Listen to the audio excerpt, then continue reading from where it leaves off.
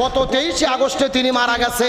কবর দেওয়ার পরে তার পরিবার এবং তার ভক্তবিন্দু মুরিদানরা 12 ফিট উঁচু জায়গার ভেতরে বক্সের মধ্যে ঢুকাইয়া ল্যাপ দিয়ে, তোষক দিয়ে, কম্বল দিয়ে, ফ্যান দিয়ে কবর বানাইয়া রেখে দিয়েছে।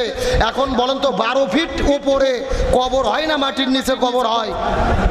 তার মানে বোঝা যায় এটা স্বাভাবিক কবর নয়, এটাকে তারা মূর্তি বানাইছে। এমনকি এই কবরের উপরে কাবা ঘরের মতো প্রতিকৃতি করে কাবা ঘর নির্মাণ করেছে, যেটা ইসলামের চূড়ান্ত সীমা লঙ্ঘন।